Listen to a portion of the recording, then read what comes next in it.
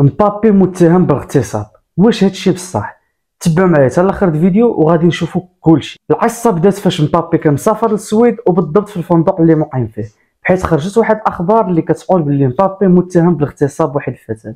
هذا الخبر التداعيات ديالو وصلت حتى لفريق ريال مدريد، حيت ريال مدريد في الاعلان الاخر ديالو مع شركه اديداس كانوا حطوا واحد التصويره ديال الاعلان وما فيهاش مبابي، وبحيث بيلينغهام حاط نفس الصوره ولكن كيبين باللي كان فيها مبابي، يعني ريال مدريد حذفت الصوره ديال مبابي من داك الاعلان. ومن بعد بيلينغهام حذف داك التصويره من بعد ما صار هذا الشيء واحد الضجه كبيره، وهذا الشيء اللي اضطرت المحاميه ديال مبابي انها تصرح في قناه BFM TV باش تنفي هذا الخبر وكتاكد بلي الموكل ديالها بريء من هذه الاتهامات. وهذا الشيء اللي كينتقد مع الصحافه السويديه اللي كتاكد نسبه 100% ان مبابي متهم. اذا كان هذا الشيء بصح ومبابي متهم بهذا الاغتصاب، راه تقدر توصل للعقوبه ديال السجن ديالو 10 سنين، وهذا الشيء حسب القانون السويدي. هذا الشيء بالطبع ماشي غريب في عالم كره القدم، حيت دازو حالات بزاف، وهاد اللعابه اللي قاموا بمثل هاد الجريمه كاين اللاعب البرازيلي روبينيو ودانيال الفيش والعديد منهم. واش في نظركم بابي فعلا قام بهاد العمليه ام انها مجرد واحد اتهامات من اجل الابتزاز؟ هادشي كامل في انتظار النتائج اللي غادي يبانوا في التحقيق. الا عجبكم بحال هاد الفيديوهات خليو واحد لايك، كومونتير، تابوناو عندي. تهلاو.